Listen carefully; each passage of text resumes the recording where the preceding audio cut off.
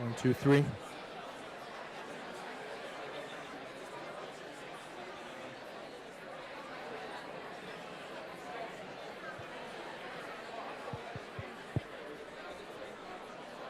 Like this? Do you hear me?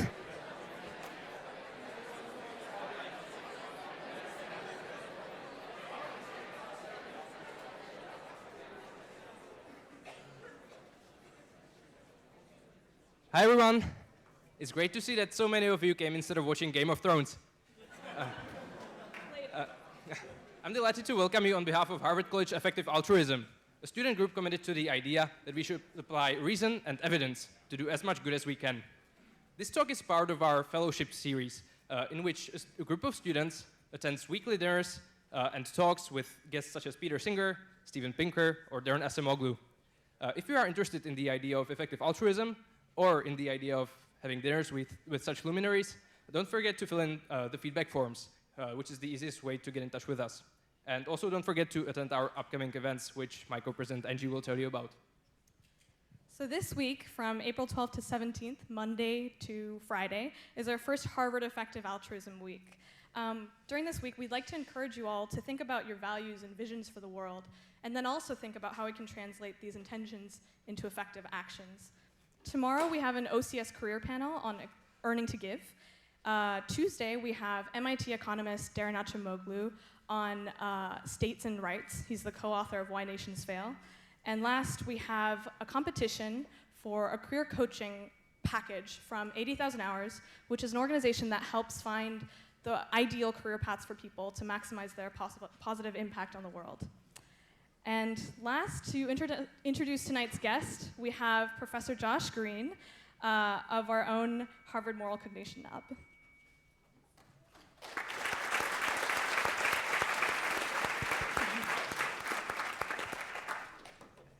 Well, Peter Singer needs no introduction, but that's not going to stop me.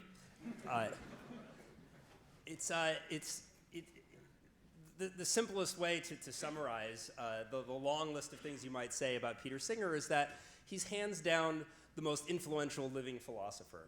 And when I say that, I don't just mean living philosophy professor, someone who has a PhD in philosopher. I really mean one of the most influential living thinkers.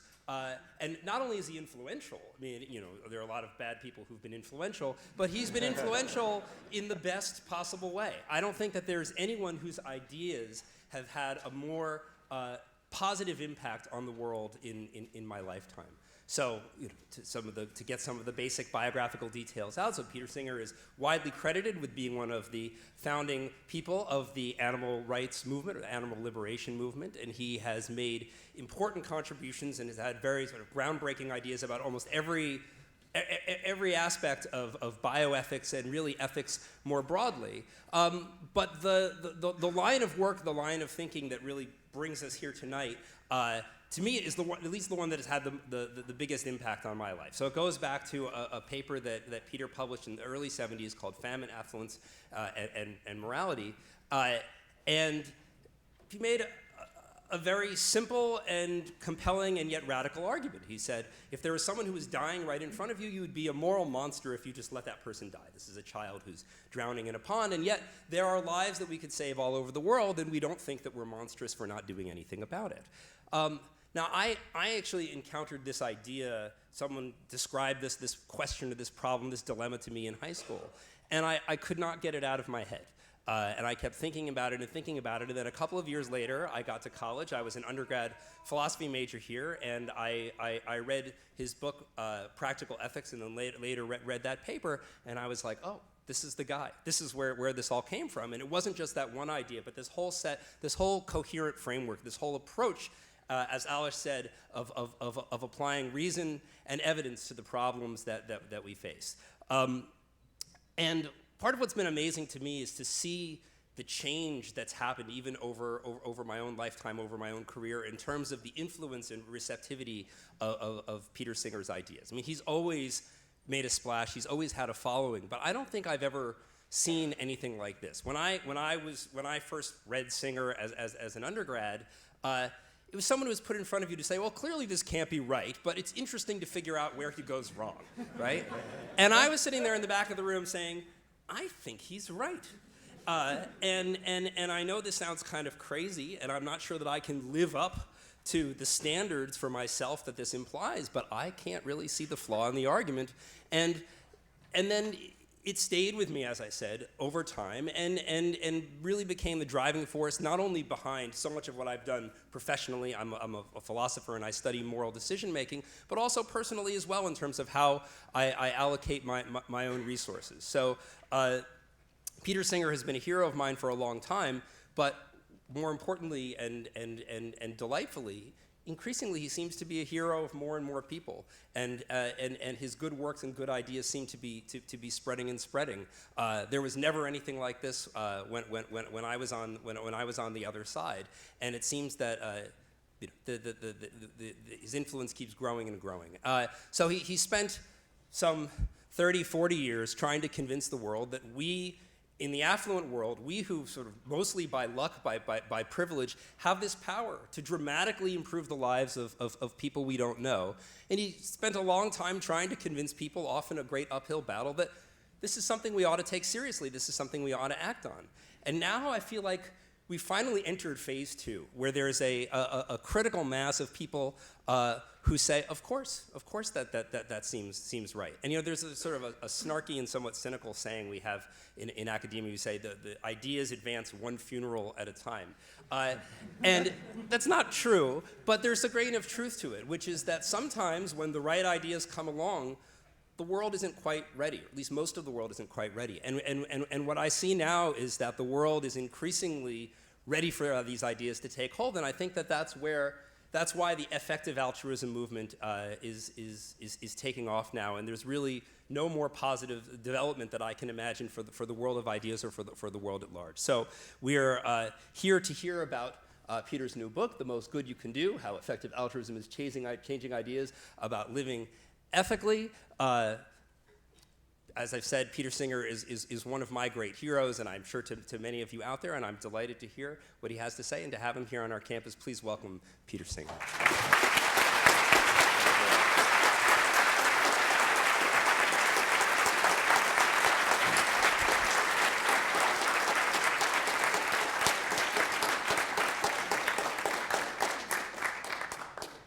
Thank you very much, Josh. That was a truly great introduction. I loved the way you presented this sort of battling uphill for 30 to 40 years, and a sort of late flowering of people taking the ideas not simply as an interesting philosophical puzzle, but perhaps as something to live by. I think that's a wonderful thought, and certainly the number of people in this room and the great audiences that I've had in the last few days that I've been promoting the book does suggest that something really is happening, that there is an emerging new movement of people wanting to actually live the ideas of effective altruism. So let me get on with talking about that, and some of the things that I have in my first slide, I think Alesh already said. He more or less gave you the definition of what effective altruism is, but here it is as presented by that authoritative source, Wikipedia. Again, I mean, it's a sign of the relatively newness of the idea that I think probably 2 years ago, maybe there wasn't a Wikipedia page about effective altruism. It was around that time that somebody thought this would be a good thing to have a page of, and a lot of the organizations that are represented here that have been sponsoring or associated with this talk were also not around very much long ago anyway. Maybe something like GiveWell, I think, dates around 2007, and 80,000 Hours, perhaps a year or so later, and Center for Effective Altruism later than that. So we really have a lot of things that are coming together. And therefore, as Wikipedia says, this is both a philosophy, that is a philosophical outlook, although, as I'll say in a moment, a fairly broad one, and a social movement. And applying evidence and reason to determining the most effective ways to improve the world is what it's all about. But you then might say, well, what is the most effective way to improve the world, or rather, what do we mean? Let's start with what do we mean by the idea of improving the world? And that's where the philosophy starts to come in. There clearly have to be some values behind this idea of wanting to improve the world. Could mean different things to different people.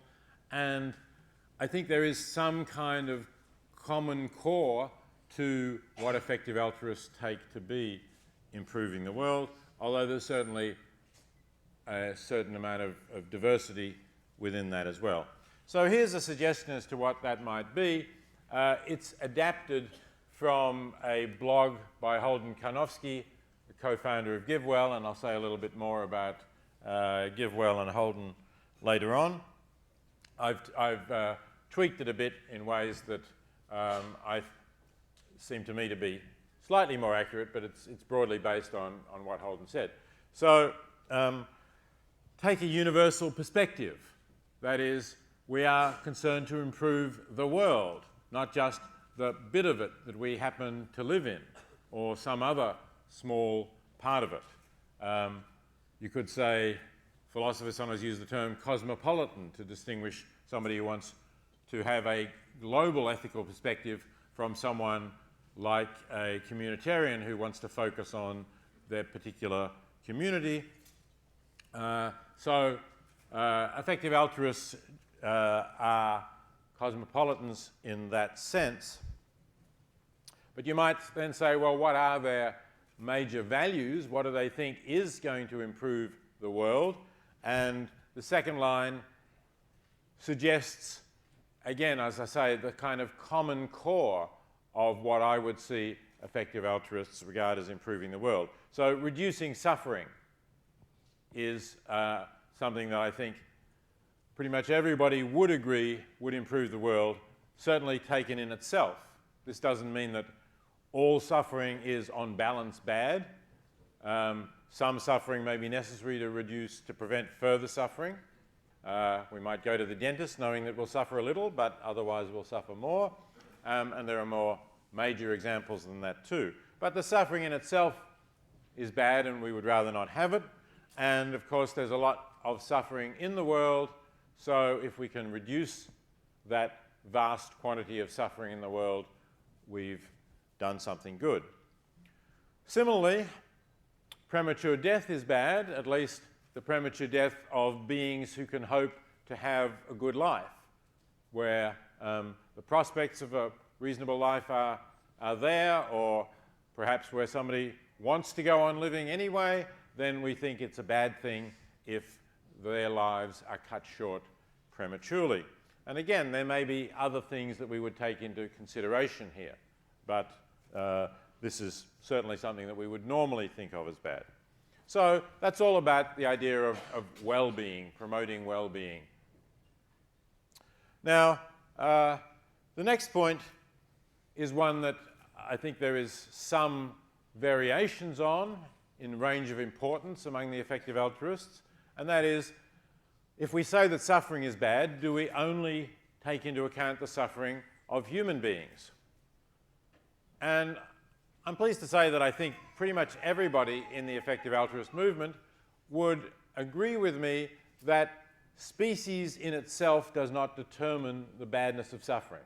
That is, it can't be just the fact that you're a member of the species Homo sapien that means that your suffering is bad. The suffering of members of other species is also bad.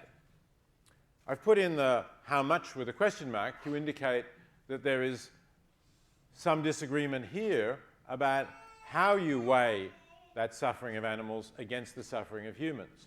And I think the best way to understand this is not that it's questioning whether similar amounts of suffering are equally bad when it happens to a human or an animal, but rather it's questioning how do we know how much animals really can suffer as compared to humans whom we can talk to and who can tell us what it's like for them.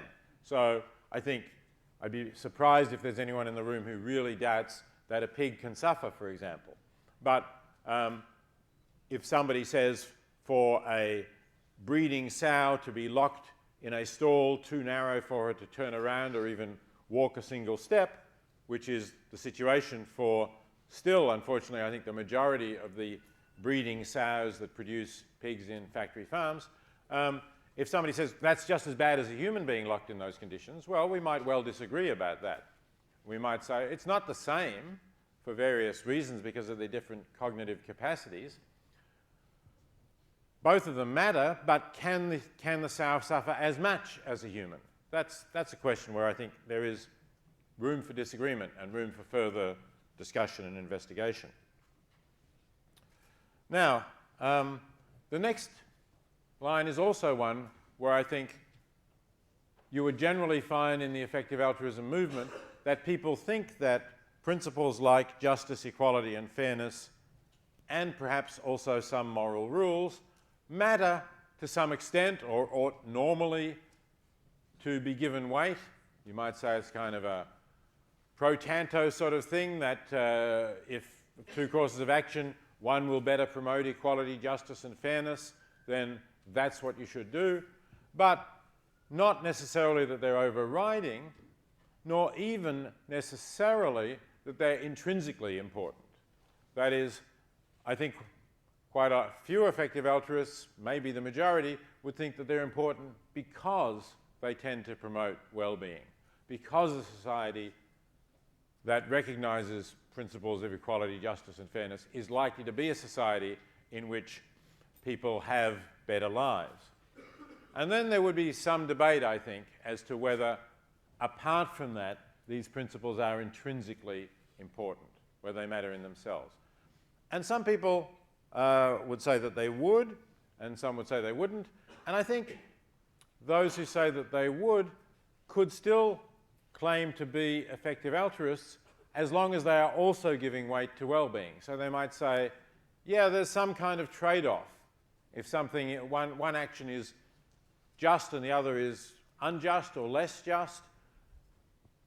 As I said, pro tanto, they might want to do the just one, but if it was clear that there was going to be much more suffering in the long run, if they did that, then they might think that this was outweighed. Or take the question of equality.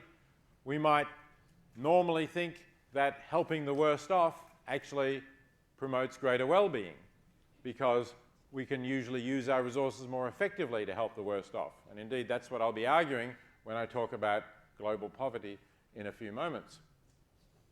But should we help the worst off, even if it were clear that we could make a bigger gain in well-being by helping people who are not the worst off, but somewhere in the middle? Followers of John Rawls would say no. I think most effective altruists would say, well, possibly, if the gain in well-being were big enough anyway. I think that's something, again, on which how exactly you make that trade-off, whether you give weight to the fact that some are worse off than others, independently of trying to improve well-being, would be something where there's some disagreement about. And finally, I think effective altruists would hold that we should seek to maximize expected value. So very often people will say, look, what you're talking about are setting up programs and organizations of various kinds that are directed towards the future. Some of these to the quite distant future, perhaps. But how can we know exactly what will have the best consequences, especially when we project into the future, but even in other cases as well? Well, we all know about aid programs, for example, that have gone wrong. So what we want to maximize is the expected value, or what we should use as a basis for our choice is expected value, in the sense that if one action will have a big payoff, but there's a significant probability that it won't happen, and we're comparing that with another action that has a smaller payoff, but we're much more confident that it will happen, what we want to do is to discount the payoff by the probability of whether it will happen or not. So a 10% chance of gaining 100 units of well-being is, on this view, equivalent to the certainty of gaining 10 units of well-being. And as I say here, some people would say, well, there there are some moral rules that are absolute side constraints, that we ought not to do some actions if they violate a moral rule. And again, I don't want to exclude such people from the broad umbrella of effective altruism. What I'm saying here really is I don't think you have to be a consequentialist or a utilitarian in order to be an effective altruist, because you could say there are some things that I would not do no matter what the consequences. There's the famous example in Brothers Karamazov about would you torture this child here if that was the way to produce happiness on earth forever after? And some of us, utilitarians, and I count myself as one, would say, well, it would be very hard to do psychologically to torture this small child, but after all, I would have to think that if I don't do this, there'll be thousands or perhaps millions of small children who will be tortured brutally in various ways in the world in future, or perhaps they'll die painfully of all sorts of illnesses, whereas I now, fantastically, have the chance to stop all that by just torturing one. So I would say I would hate to have to do that. I don't know whether I psychologically could, but I would think it would be the right thing to do. But if you say no, that would always be wrong, as Dostoevsky seems to be saying, or as Alyosha saying in the Brothers Karamazov, I think you could still be an effective altruist because most of the time you're not going to be asked to torture a small child, fortunately. So you can go on maximizing utility in all of those other circumstances. And, you know, there may be a few other rules that you would want to keep as well. Okay, so that's a rough account of the key values. Now, where does this come from philosophically?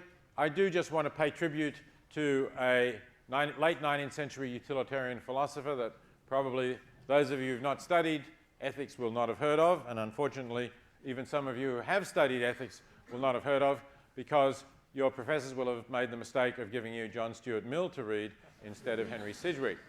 Although Mill is admittedly a better writer, he also wrote a much briefer essay about utilitarianism than Sidgwick did, but Sidgwick is certainly the better philosopher. So, having got that in, this line from Sidgwick, I think, is basically his basis for what I had before about taking a universal point of view. He thinks that it's a kind of self-evident truth, a truth of reason, he would say, that the good of one individual is of no more importance than the good of any other. He says from the point of view of the universe, but he doesn't really think the universe has a point of view. That's what the "if I may say so" in brackets is about. It's a kind of a metaphorical way of putting this. That's, you know, those philosophers who are kind of objectivists about values might agree with Sidgwick that this is a truth, a moral truth. Some others would want to say no, but it nevertheless is a fundamental attitude that I hold and that I encourage others to hold. There's a variety of views on the nature of ethics here. But I think something like this lies behind the idea of effective altruism and its universal stance. Okay, whoops, sorry, a bit too fast there. I want to now talk about some of the people in the movement who've been influential in starting the effective altruism movement over the last few years and getting it going. And I think I give a lot of credit to Toby Ord here, who is the founder of Giving What We Can, one of the groups that there are people representative of here, I think.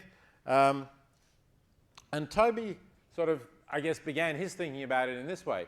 He was doing a doctorate in philosophy and headed for an academic career, but he was still living on his graduate studentship. I think it was about £14,000 a year. And he felt that it was really enough to give him a reasonably good life. He didn't need a lot more than that.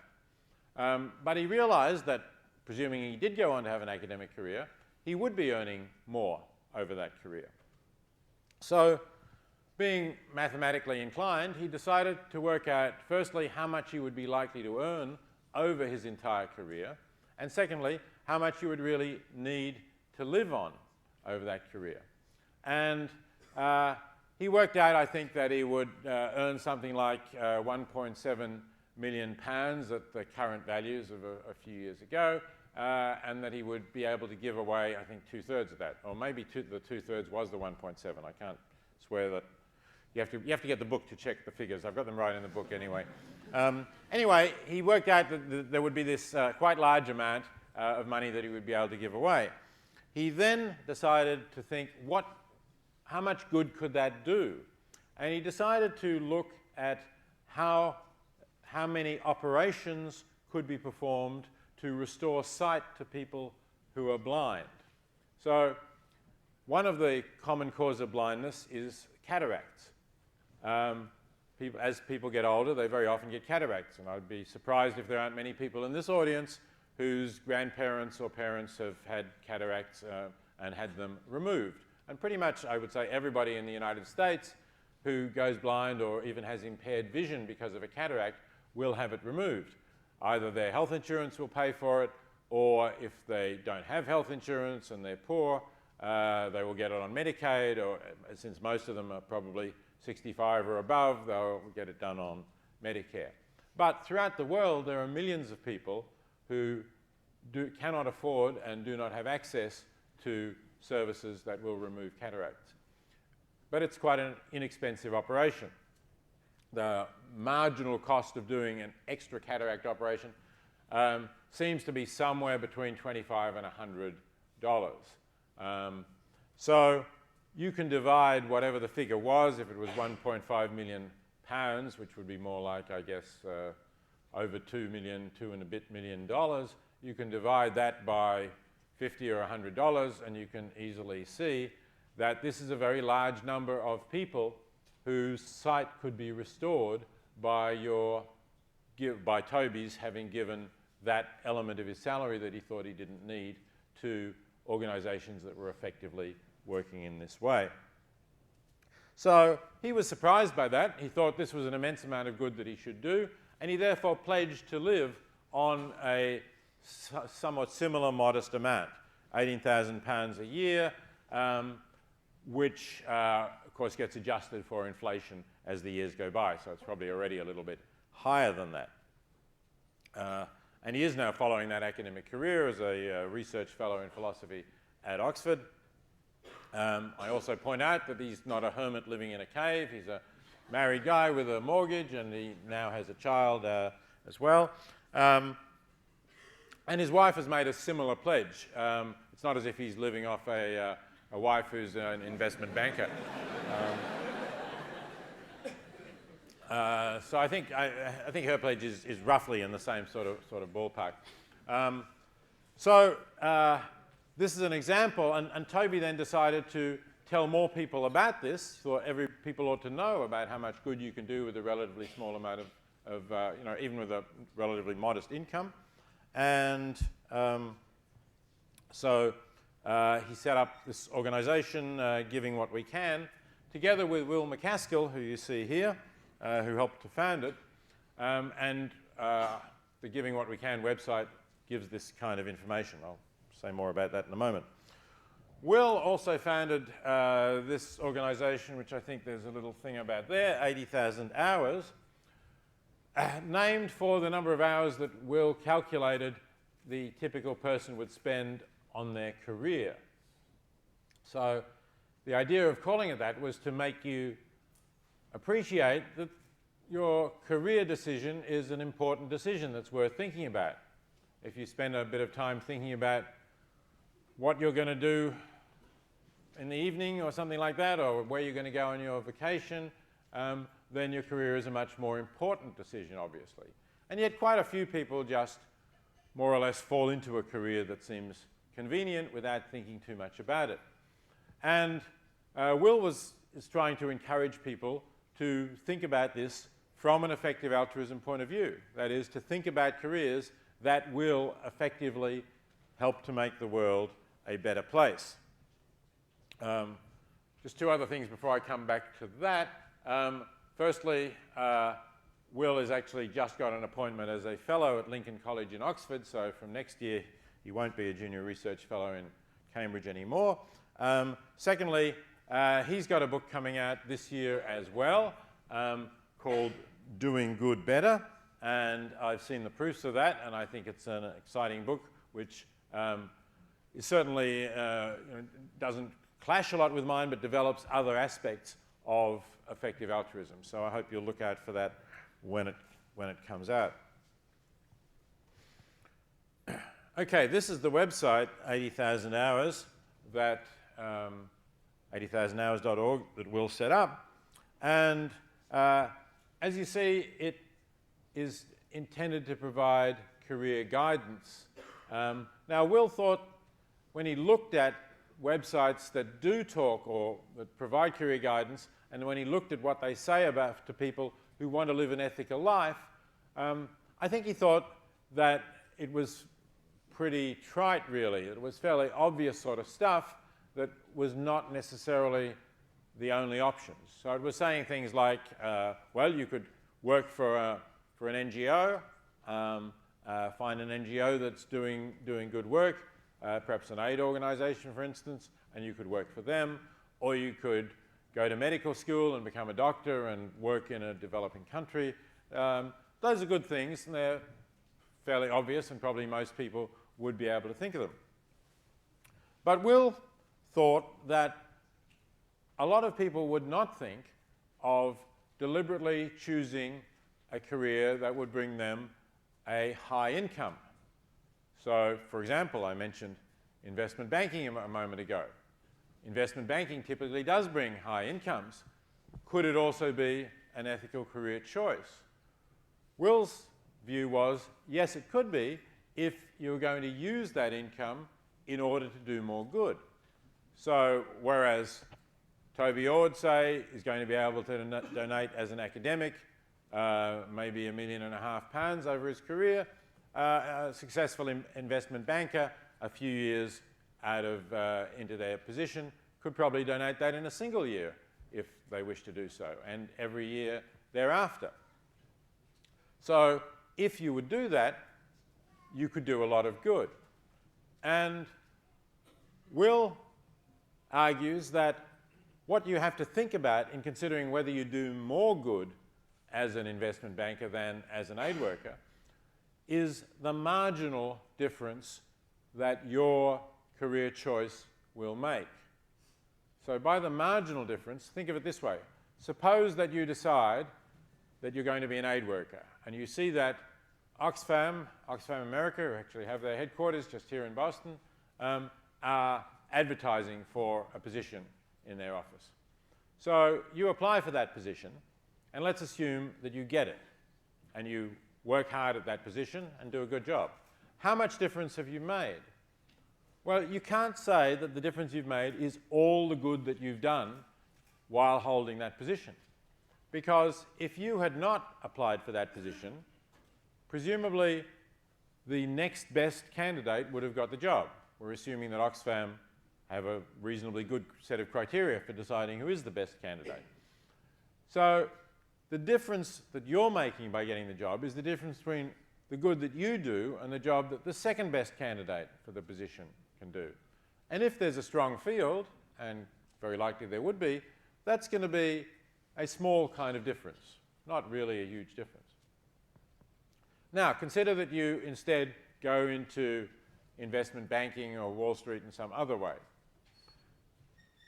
In one sense, the same thing could be said. What you do for your employer, for the corporation, extra good that you do, is only the marginal difference between what you can do and what the second best applicant can do. But as an effective altruist, you're not really interested in doing the most good for the investment bank that you're working for. You're interested in doing the most good for the world. And it's very unlikely that the second best candidate for the investment banking job would donate as much of their income to effective charities as you, as an effective altruist, would do. So everything that you donate as a result of earning a high income is additional to what would have happened if you hadn't taken that job.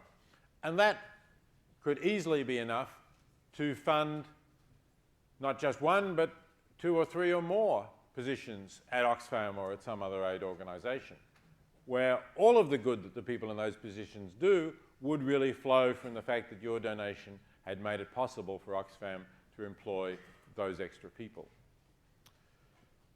Now, it's true that not everybody is going to really be able to do that.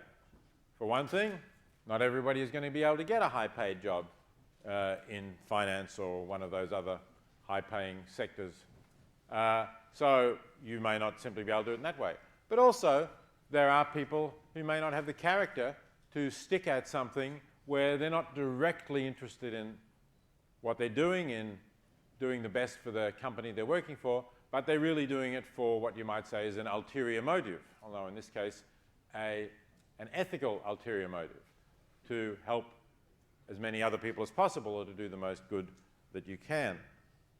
But I think some people can do this, and here's one of them. If you read Nicholas Kristof's column in last Sunday's, no, not today's, but a week ago's New York Times, this is the man he wrote about, Matt Wager, who was a student of mine at Princeton and started thinking about these kinds of issues and made a decision, I think not at all just because of the course he'd taken with me or discussions he'd had with me, but because of other people in the community around Princeton and also at Rutgers at the time. There was an EA kind of group, rather, as there is at Harvard, and talking a lot to people there. Matt, who seemed to be headed for an academic career, he'd done well in philosophy. He got the philosophy department's prize for the best senior thesis in his final year and was offered a place in the graduate school at Oxford University. Instead of taking that, he decided to take a job at an arbitrage firm on Wall Street.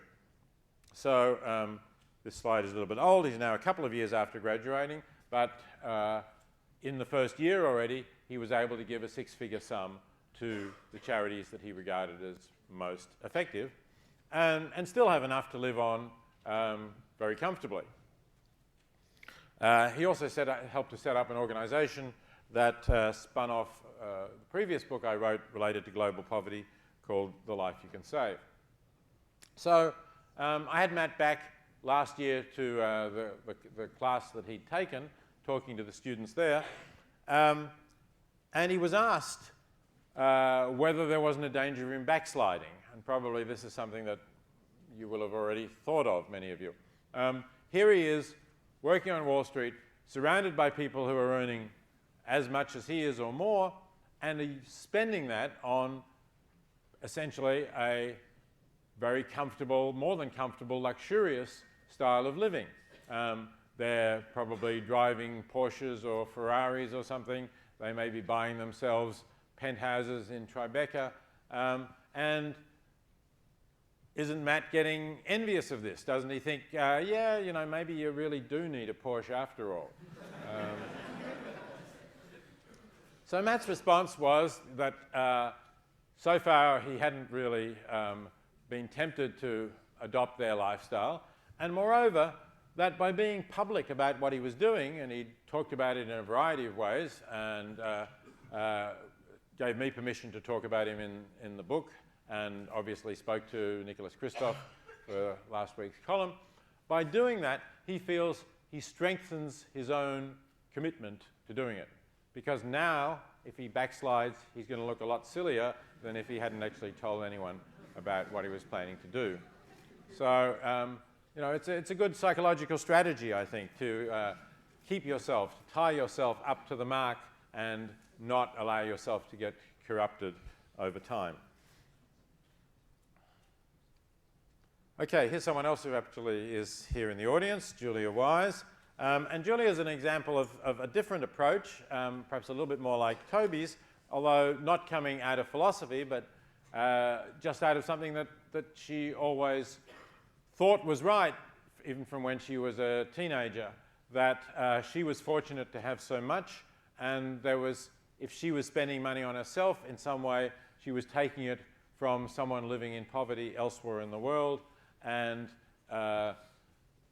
as far as reasonably possible, she ought not to be doing that. So she and her partner, Jeff, who was here but seems to have gone off with a child, gave a third of their income even when they were earning less than $40,000 a year and living around this area, which, as some of you may know, is not the cheapest part of the world to live in. And now that they're earning more, fortunately, they're able to give more. And if you want to read more about Julia's thoughts and her lifestyle and how she does it, I highly recommend you look at her blog, Giving Gladly, which you can find the address there.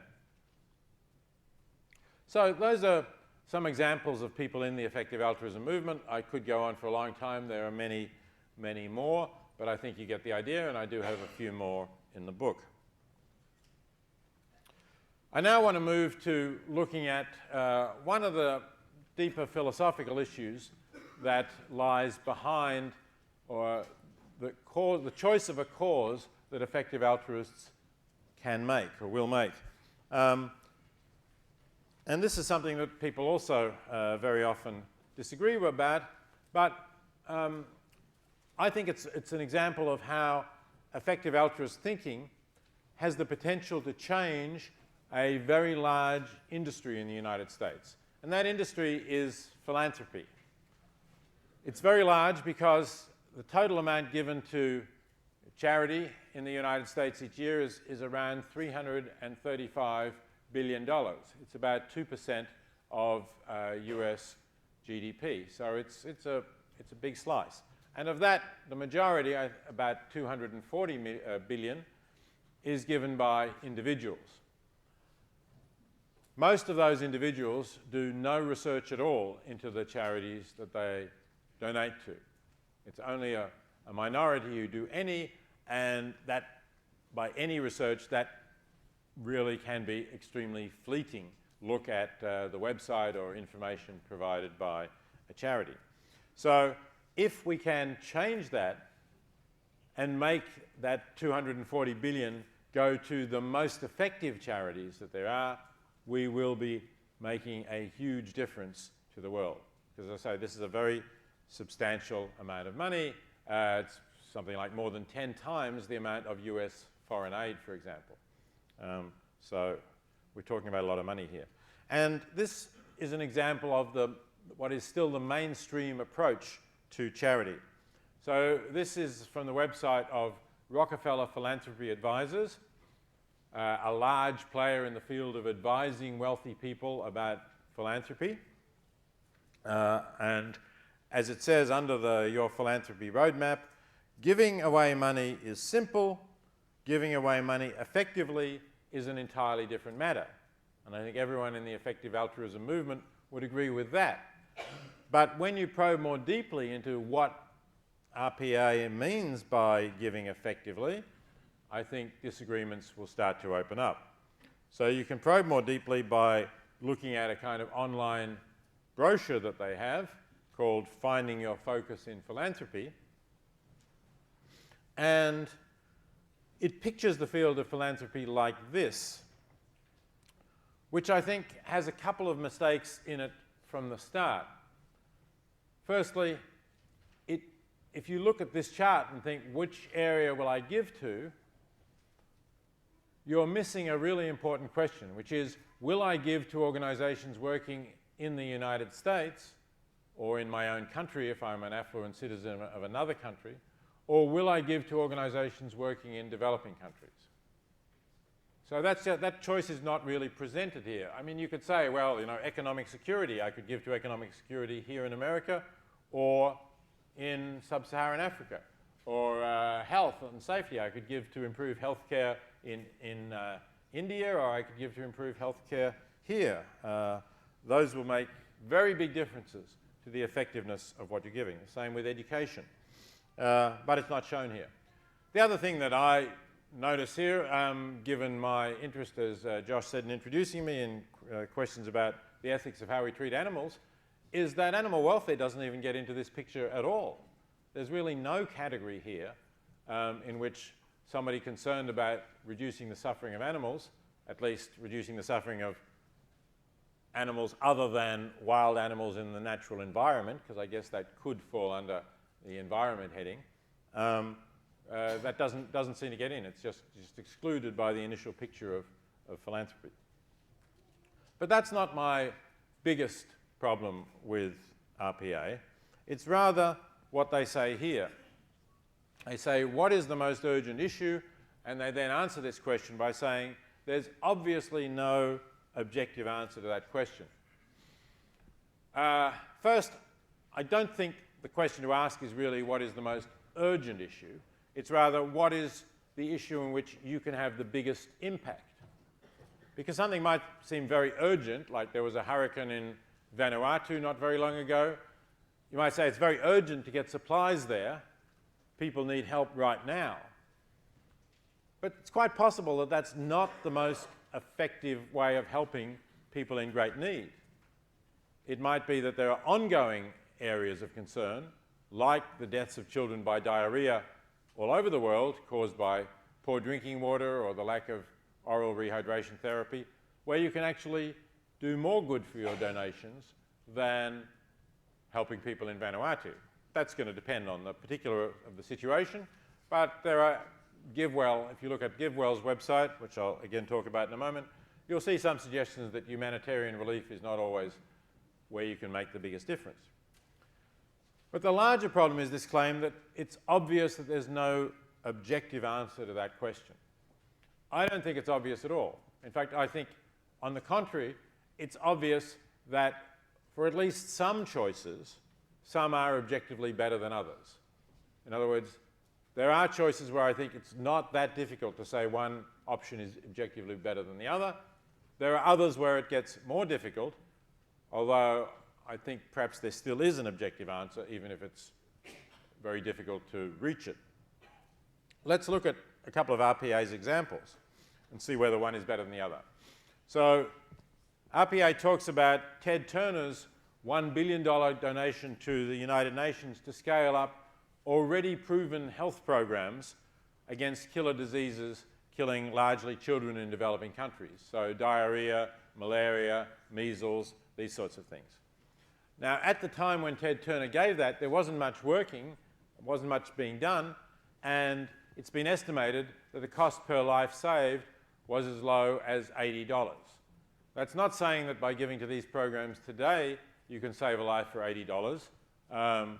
Certainly the current research being done would show that the cost would be significantly higher. But that's because, you know, if you go into a new field, you go to the areas where the disease is most prevalent, where you can immunize children at risk most conveniently and easily, and therefore the cost per life saved is lower. Once you've been doing that for 15 years, it'll go up. But compare that with another of RPA's examples, and I was lecturing at Stanford just a couple of days ago, giving a similar talk. So this is a hospital that was set up in Palo Alto by Lucille Packard. Palo Alto, if you don't already know it, I think ranks as the third most affluent community in the United States. So it isn't like there is a great number of unmet medical needs for relatively simple, inexpensive procedures. And among the things that the hospital has been in the news for is spending between $1 and $2 million to separate a pair of conjoined twins from Costa Rica. Now, that's a good thing to do, but if you can save a life for $80, or even if, let's say, you can save a life only for $1,000, or maybe even $2,000, to spend $2 million to separate one pair of conjoined twins doesn't seem to be the best use of your money. You could have saved, let's say, at least 1,000 lives for that. And it's better, I would say, to save 1,000 lives than to separate one pair of conjoined twins, even if the twins would have died had they not been separated. And I don't know whether that's the case or not. So that's an example, I think, where you can make a choice because you're talking about fairly similar things, saving lives and so on, at different costs for doing so. Let me give you another example that was in the news just the other day. David Geffen, who is an entertainment mogul behind DreamWorks, for example, donated $100 million to what may still be, but won't be for long, called the Avery Fisher Hall at the Lincoln Center in New York. No prizes for guessing what it's about to be called. And $100 million, incidentally, is not the full cost of renovating the hall. There was some debate as to whether he got a bargain in getting the naming rights, because the Lincoln Center says it will cost $500 million to renovate their hall. So the question, and presumably they'll raise that from other donors, but in smaller amounts. The question here really is, what else could David Geffen have done with that amount of money? And among the things that he could have done is, again, restore sight or prevent blindness. I mentioned cataract surgery. This is preventing people becoming blind, not from cataracts, but from trachoma, which is the leading cause of preventable blindness in the world. It's caused by a microorganism that gets in the eyes of children when they're quite young, living in certain conditions, generally people in poverty. It's a very slow progressive condition. Gradually, their vision will become blurred, and as they age, they will become completely blind. So typically, given the life expectancy of people in poverty, which is less than ours, but maybe 55 or 60 or something like that, typically they'll be blind for about 15 years. So again, this is something that can be very inexpensively prevented by a simple treatment, ranging similar sort of costs from the cataract surgery, maybe $25 to $100 per case of blindness prevented. So if you're giving $100 million to a concert hall renovation, then that's 1 million cases of blindness that could have been prevented. And I just think it's obvious that there is an objective answer that that would be a better thing to do than to improve the concert-going experiences of those wealthy Manhattanites and other visitors to New York City who will go to concerts in the Lincoln Center. Now, when I've said this, people have sometimes commented, well, David Geffen has also given to medical research. He gave to UCLA Medical School, for example. In a sense, that's not the point, because even if he did other things that were more good, here's $100 million that he didn't do the most good that he could have with. And as effective altruists, I think that he should have done the most good he could with all of what he's prepared to donate. So this is expressing this kind of view about the arts in comment on the Christoph column that I mentioned in the Times just last week. So it's sort of saying, well, what I'm doing here, because Christoph talked a little bit about that as well, what I'm doing here is playing off the arts against other areas of human experience, reducing poverty, and why don't we do both?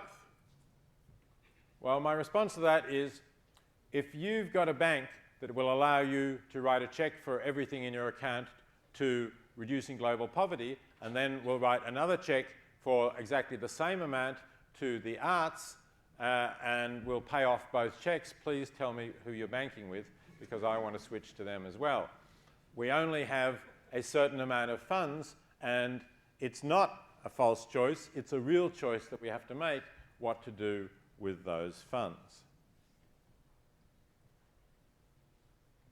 Okay, I want to say a little bit about effectiveness. I want to make sure that you have time for questions and discussion, so I'm going to whiz through this pretty fast. Here's GiveWell's website. This is the organization that introduced a new rigor to assessing the effectiveness of charities. Until GiveWell got set up around 2007, the only thing you could find out really online about charities was what percentage of their funds went to administration and fundraising and what percent went to programs. And a lot of people still think that that's a key factor in deciding which charities are the best ones to give to. But you don't have to stop and think very long to realize that it's not. Suppose that you have an organization that is very concerned to cut its administrative costs and so has very few staff, and therefore can say truly that only 10% of the funds it receives go to administration and the 90% goes to its programs. And suppose you have another organization that spends 20% on administration and only 80% goes to programs. Does it follow that the first is a better bet? Not unless you know that its programs are equally effective with the programs of the other one, or at least very close to equally effective. But you don't know that, and in fact the fact that they've got fewer staff means that it's quite likely that they won't be, because they don't have so many staff to decide which are the best programs, to carefully research which programs they're going to fund, and then to monitor and evaluate whether the programs they're funding are working. So it's quite possible that 90% of your funds will go to programs, but those programs will only do, let's say, 1/10 as much good as the programs, 1/10 as much good per dollar as the programs that the organisation that gives 20% of its administrative expenses, of its revenue to administrative expenses, is going to fund. So then the second organisation would be a far better bet. So what GiveWell does is actually look at the impact that the programs have and try to find independent evidence, for example, randomised trials of some places where these things have been done and other places where it hasn't been, the sort of gold standard of research into pharmaceuticals, to see what really works and what it costs to get what kind of benefits. So this is the website, the first stop to go to if you're looking for effective charities, and GiveWell decided that global poverty is the area that trumps the others in terms of being effective. And really all of the charities that it recommends are working in the global poverty area to help the global poor. As this suggests, they don't really recommend very many charities at all, but if you get the impression from that you know, all of this, whatever that is, looks like at least 95%, are actually useless, that's not the case. What they're saying is it's only this small wedge of charities that have demonstrated to us with sufficient rigour that they are highly effective and highly cost effective. Some of these may also be highly cost effective, but they can't really prove it to us. They haven't got sufficient evidence. And some of them may not be effective. And we just don't really know for sure which are which. There are other places to look as well. Here's Giving What We Can, the organisation founded by Toby Ord that I've already mentioned. And here's The Life You Can Save, which I've also mentioned, the one that spun off from the book that I wrote.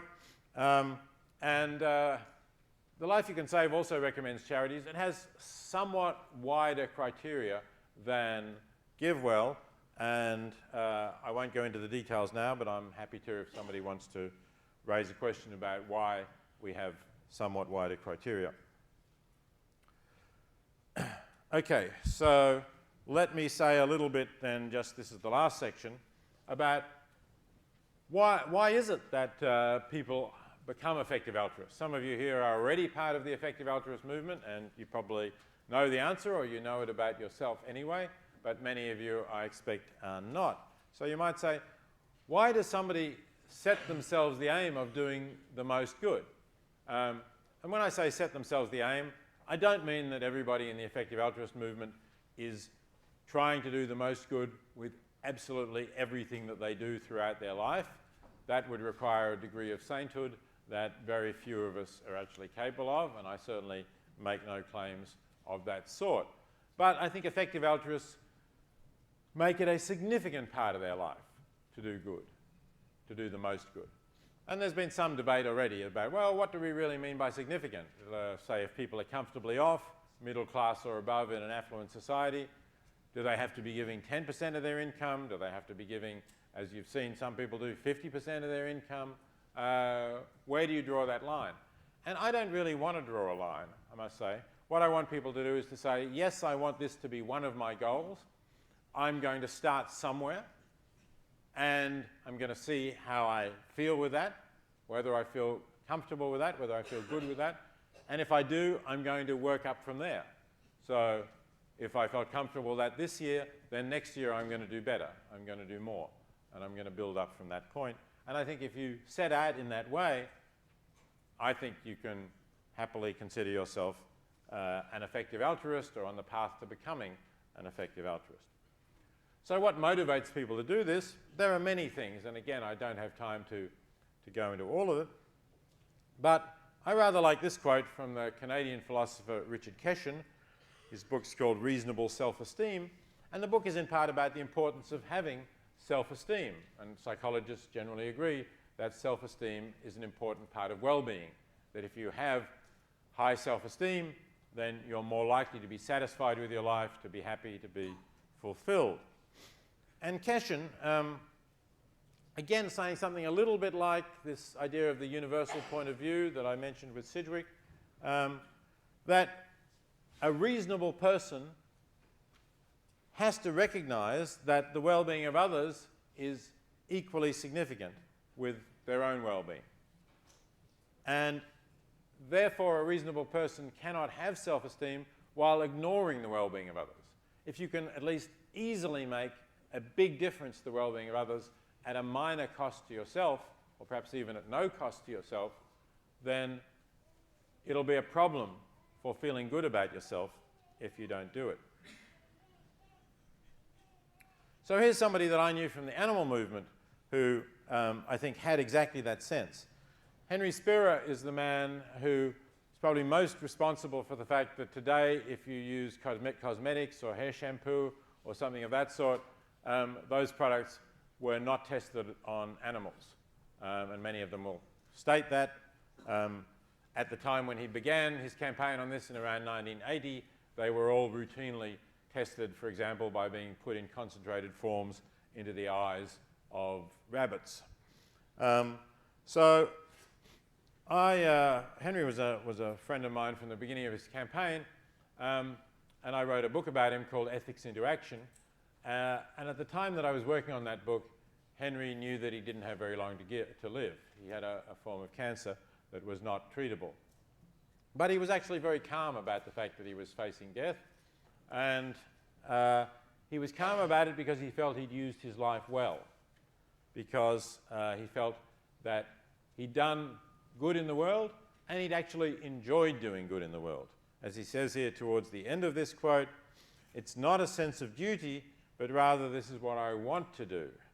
I feel best when I'm doing it well." And I think, again, there's a lot of psychological research that suggests that people who are generous or who are committed to non-selfish causes feel good about that, feel good about themselves. It's the, if you like, the recent empirical validation of what the ancient Greeks called the paradox of hedonism, that if you aim at your own pleasure, you don't find it, but if you aim at something else, you often do. So my last slide is of the founders of GiveWell. I mentioned Holden Karnofsky before. Here's his co-founder, Ellie Hassenfeld. And they found, at the time when they set up GiveWell, they were working for a very successful hedge fund. So they were making a lot of money, and they set up GiveWell because they and a few others wanted to give away some of that money. They were still quite young and they wanted to give it away, but they couldn't get enough information to decide to which charity to give it. Remember, they were hedge fund analysts. They were used to getting a lot of data for their hedge fund to make decisions as to which corporations it should invest in. And they wondered why, when you wanted to give to charity, even if you told the charity that you were not just going to give them $50 or $100, but that you would give them $10,000 or $20,000, even if you told them that, they still couldn't provide you with good data to show why that amount of money would do more good if given to them than if given to someone else, or why it would do even just, what particular good it would do. So they set up GiveWell and moved across to it, taking a very sizable pay cut for themselves, because they were now working for an NGO. So I regard them as good examples of effective altruists, and they've been highly effective, as I say, in now channeling tens of millions of dollars to more effective charities through their website and through other websites like The Life You Can Save that draw on their research. And they're really happy with the decision they made. They're excited by the work that they do. They're excited by the idea of making the world a better place. And you couldn't say that they're just coldly rational calculators. They are emotionally involved in trying to make the world a better place. So thank you for your attention. I'm going to stop at this point, and we do have some time for questions.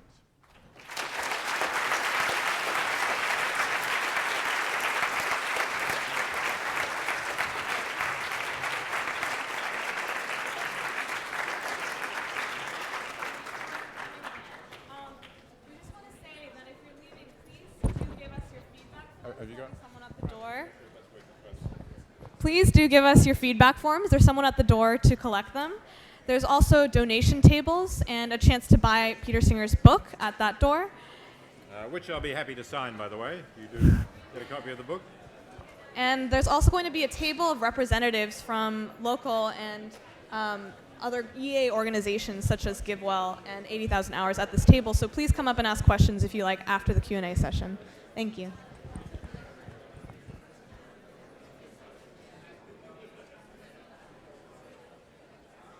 You know, Would you rather just take questions? I mean, I can ask a couple or why moderate it. why don't you ask a couple first to set things off, and then Okay. okay. You might. I don't know whether that one's working. Is that working? Let me see this one. Oh, maybe the table mics are working, are they? Yeah, that's working. That's working if you hold it really close. Should we sit or? Okay.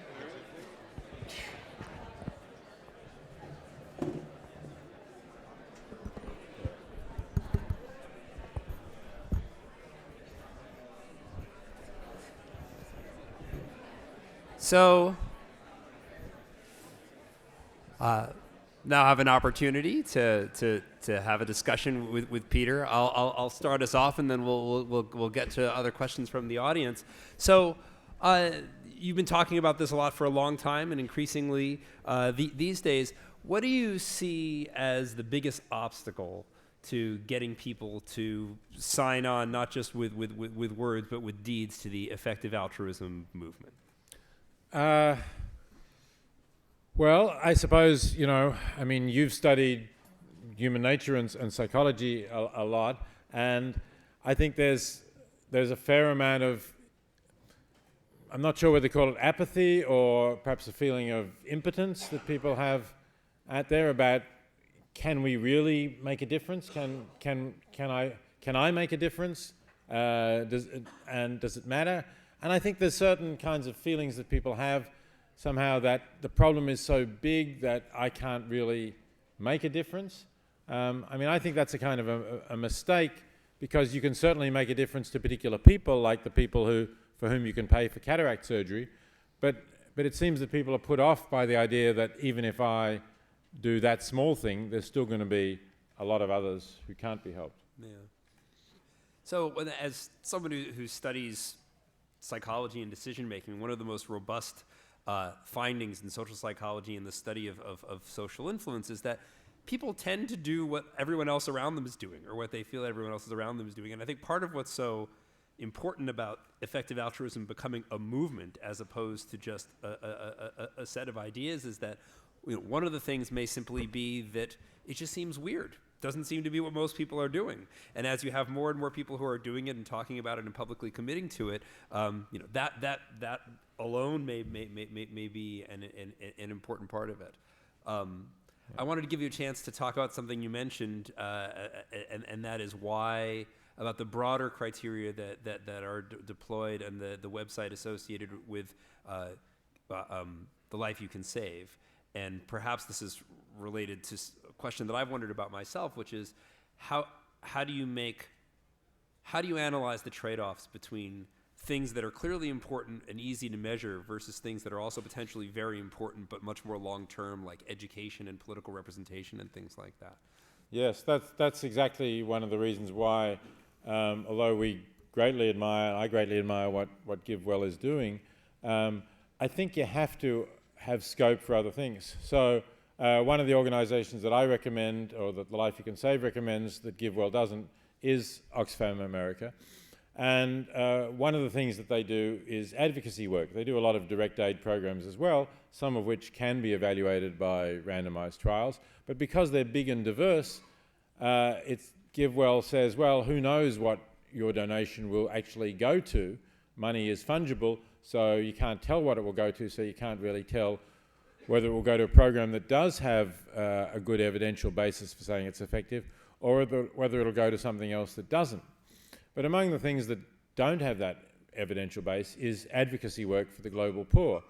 And a lot of people ask me sometimes after talks, isn't the problem structural, really? Aren't there things that we have to change?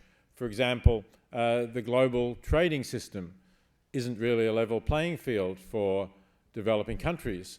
Very often they produce agricultural products which they would like to sell on the world market, but the US and the European Union subsidize their agricultural products, which then make it much more difficult for peasant farmers to get decent prices for theirs. So what about changing this? So you need, I think, you need some advocacy groups, and Oxfam is one of them. Now, sometimes that's very hard. You might spend quite a lot lobbying to get the Farm Bill changed, and so far those efforts have all failed. But on the other hand, some of Oxfam's lobbying efforts have paid off quite handsomely. I talk in the book about working with civil societies organizations in Ghana. After Ghana discovered oil, there was the question raised, so where would the revenue that the government was getting from oil go? We already know that in some African nations like Angola, another excellent recent Nicholas Kristof column on this, by the way, that the revenue seems to be going to a very small elite, among whom is the daughter of the president, who is now the richest woman in Africa, although Angola has the highest child mortality rate in Africa. So obviously you didn't want this to happen in Ghana, and Ghana is definitely a better functioning, more democratic society with better functioning civil society. You can't compare it with Angola. But still, where would the money go? So the civil society groups lobbied for a program called Oil for Agriculture, which asked Parliament to legislate that 15% of the oil revenue would go to agricultural smallholders, to essentially peasant agricultural growers, to help them improve their agricultural performance. And that bill passed, and that means that many millions of dollars will go each year to those small farmers. And Oxfam put, I think, something like $200,000 or $300,000 into helping the civil society groups to lobby for that. So that's a huge payoff. And it's very hard to predict whether payoffs will always be successful or not like that. But I think if it's an organization that has good people, trusted, experienced people that are working for this, I think it's a reasonable bet to support them. All right, great. Let's open it up to questions. Do you want to take the mic to people who might answer? So, yeah, go ahead. If you just wait till you get the mic, I think, yeah, then everyone can hear you. So I'm interested in the point you made with Geffen. The issue of, I think, a zero-sum game is important. So when one person is making a decision about their own giving, it is zero-sum to some degree if they have an amount that they want to give. But when it comes to society as a whole, you said that there's 2% of GDP that's given, and that's by no means the cap. So the money that he's giving for the arts is perhaps separate from the money that he could be giving otherwise, and that's true more generally. I'm interested in what you think of that. Certainly, I mean, I think we all would like to increase the amount that is given to effective charities anyway. I wouldn't necessarily, I think it's worth saying, I wouldn't necessarily want to increase the amount given to charities just in the sense of this is a 501c3 organization that you can get tax deductibility for.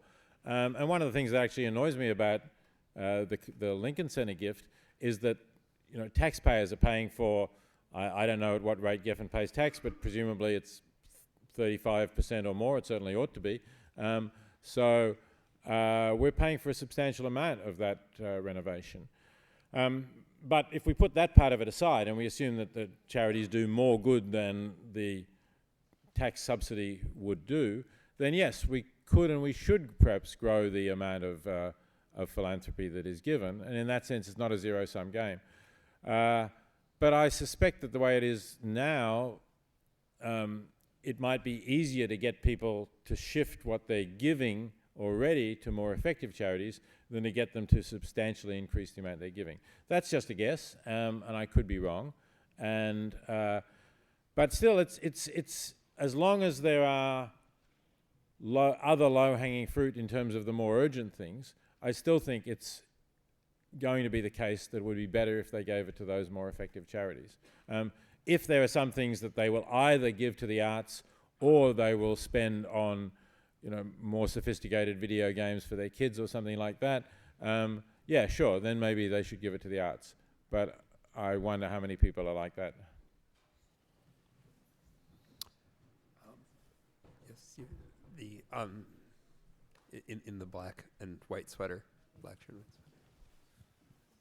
white sweater. Oh, well, all right, that works too. Oh. Thank you very much. I have a question regarding the role of the state or taxes in your whole philosophical musings of effective altruisms. Should charities be tax deductible? How do we reconcile this with sort of the taxes that we're paying anyway? Well, as I just sort of said, really, I'm happy for charities to be tax deductible, but I think the United States has an exceptionally broad view of what can qualify as a tax deductible charity, and I think there'd be a lot that I would not want to see tax deductible. An alternative would be not to have charities tax deductible at all, but to have more public money going for the causes that would otherwise be done by charities. If you look at European models, especially Scandinavian models, that's what you find. In Sweden, for example, charities are not tax deductible, but the government does a lot of things for which in the United States people rely on charities to do. So, that's an alternative model, but I don't think the United States is ready to do that. It seems like no politician is prepared to say, I think we ought to raise taxes so that we can have better health care and better social welfare support.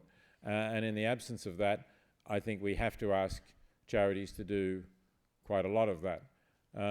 So yeah, if I were, if we could have it that taxation was more steeply progressive and did more to gain benefits for the poorest, both in this country and in other countries, I'd be happy with that, but I don't think that's realistic at the moment.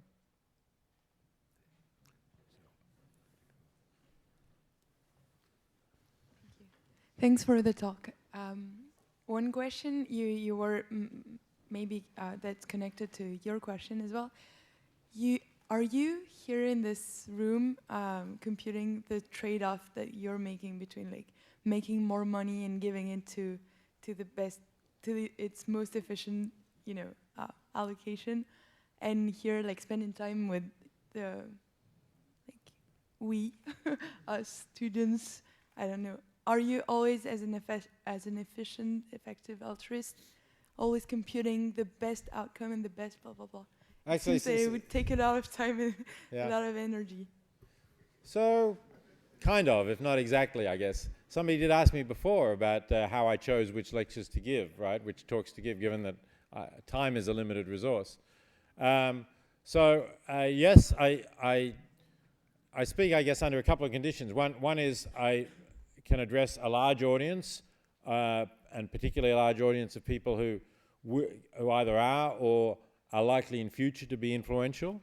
And this was a large audience, and as people at Harvard, I think you have a significantly better than average chance of being able to be influential and to have more to give at some future stage, even if you don't have it now. At other times, I speak when I'm offered a large speaking fee, which I will then donate to effective charities.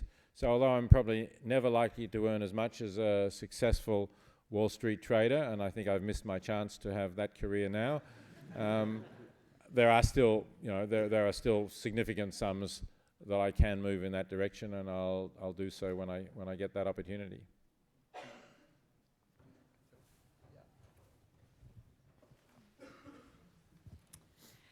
Hi. Just on this question of Wall Street, and if I come back to the line of reasoning around 80,000 hours and Matt, as you think as an individual about making that decision about how to live your life, how do you think in absolute versus net terms of the amount of good that you're creating? And so the trade-off between I could make $1 million and give it versus the value that I'm taking out of the economy, the communities and lives that I'm potentially destroying by rationalizing footprints and things like that. So what is the calculus on absolute versus net good? Yeah, so I think, if you talk about questions of I take it this is what you're getting at, that maybe as a Wall Street trader, I'm doing some real damage. I'm raising finance, for example, for a mining company which is going to destroy a rainforest or pollute a river that local people use for fishing or something of that sort. That's a possibility. But I think the consequentialist, and I think also the effective altruist way of thinking about that is, what difference am I making, right? So again, if I hadn't taken that job, assume that I am working at Wall Street, would the person who would have got the job not have done what I'm doing? And I think the answer clearly mostly would be, well, they would have probably done it and more, because I'm aware of these ethical issues. Some other people are not. So if I see something especially egregious, I might go to the senior partners of the firm and say, look, perhaps this really goes beyond what we ought to do. Are you aware of these things? And maybe marshal arguments, including even arguments about the potential public relations damage to the firm, in order to try and stop them, because I'm an insider. Someone else who doesn't care about that might not do that at all. Now, there's a different ethical view which says, no, you're complicit in the wrongdoing if you're a part of that firm, even if someone else would have done it. Some people think of that as a kind of a Kantian view, and Josh has done a lot of research about the psychology that might lie behind that kind of attitude. I don't hold it. And a lot of people are not comfortable with that. They're saying, so does that mean it would have been okay to be a concentration camp guard if it was factually the case that if you had refused to be a concentration camp guard, you would have just got sent to the Russian front, and someone else would have grabbed that chance because they didn't want to get sent to the Russian front? Well, it's a bit hard for me to say it, but yeah, I think that probably is the case. So it's a difference in different moral outlooks about this question of complicity versus trying to assess the difference you make.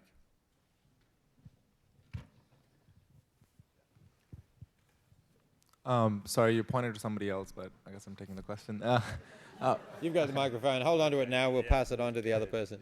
So thinking about your idea from the 70s paper that Josh mentioned, which is that most reasonable people would save a drowning child in front of them, and they ought to be doing the same thing for dying children across the world. So would one effective idea not be to actually make people aware of the suffering of people around the world? Do you think so? Do any of the organizations do that?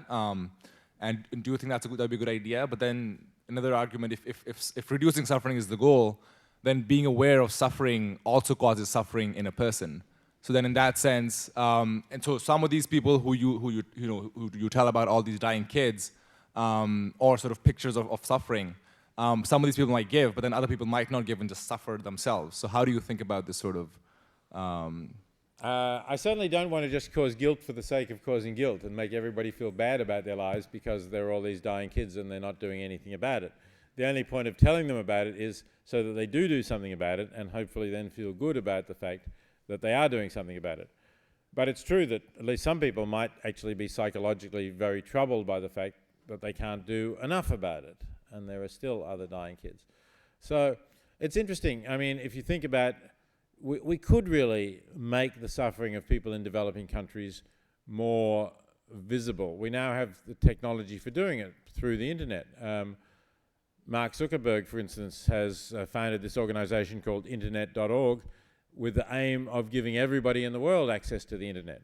That's still some time off, but it's certainly the case that the internet is becoming more accessible, more cheaply accessible in parts of the world where people are at a very different level of standard of living from what we are.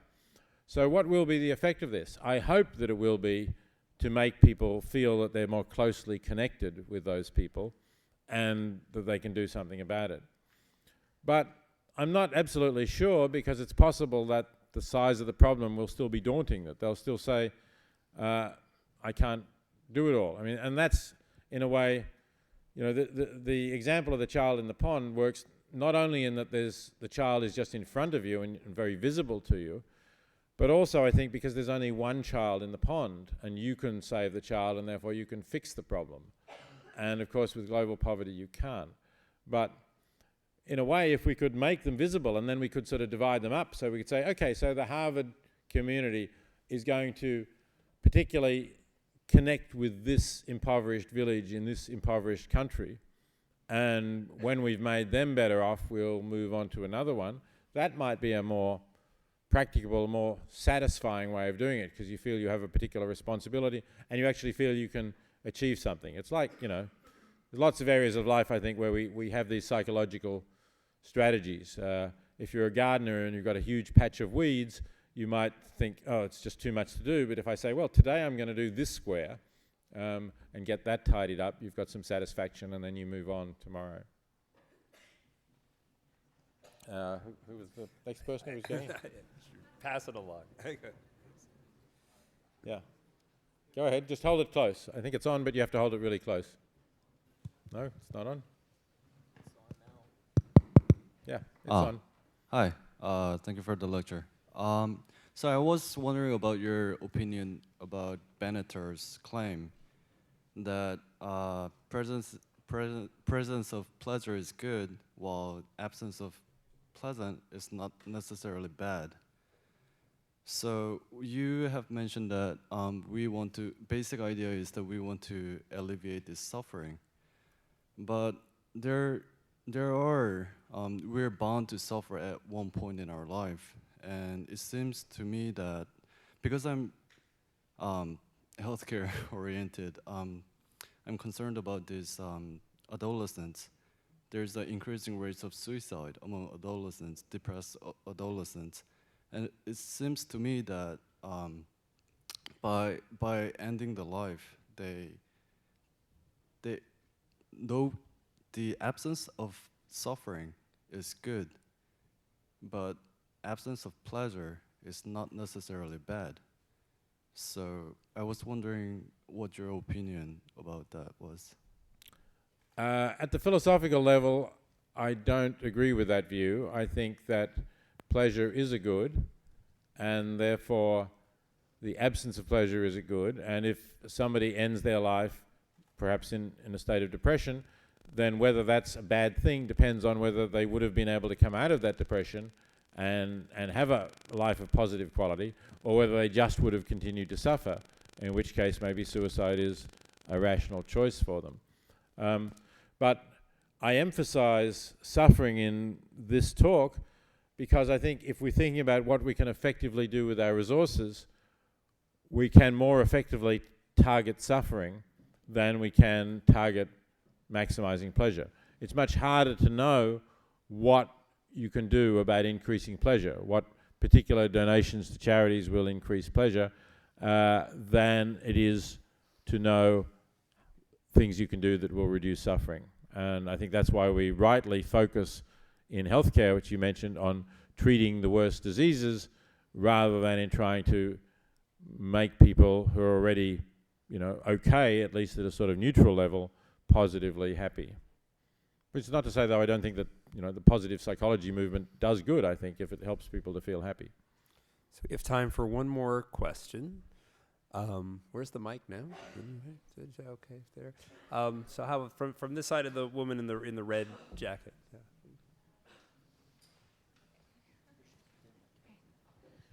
Hi. How can you, going off of, piggybacking off of his question, you define suffering, but how do you know that that suffering isn't what's considered a beneficial disadvantage? Like blindness, for example. But why, I mean, why would it be a beneficial disadvantage? You would have to tell me some story that, you know, in this particular case, there will be a greater benefit if this person suffers. Now, I don't believe in any kind of divine plan whereby somehow, you know, a certain amount of suffering is necessary for people to get to heaven or some other creator's purpose. If I did, then I guess I would have to have a different view about this. And of course, as I said, there are certainly examples where some suffering is necessary to prevent greater suffering later. And some people will tell you individual stories of how suffering helped to build their character and enable them to succeed. But generally speaking, I think that's not the case. Generally speaking, I think suffering actually prevents people succeeding, prevents people from doing other things. prevents them working well and being creative. So I think that both in theory and in practice, it's normally a negative. If somebody ever tells me, well, here it's not a negative, here on balance it's a positive, then okay, I'll say, all right, then we have to allow it to continue. But the default is, I think, that it's a negative. Okay, thank you. Okay. Anything else you wanted to say, or? So thank you all for coming. Please don't forget to fill in the feedback forms and come to talk to representatives of effective altruist organizations that were mentioned in the talk here at the table. And if you get the book, I'm around.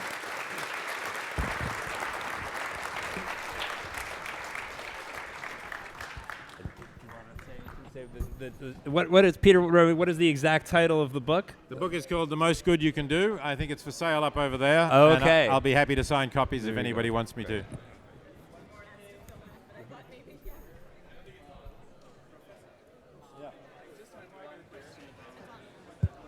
One more thing we'd like to mention is that Harvard University Effective Altruism, the grad student group, is hosting a social at Torrey Row. So anyone 21 and over is welcome to join us there. And we're going to gather right over there towards the exit. Bill, who's waving his hand, is going to be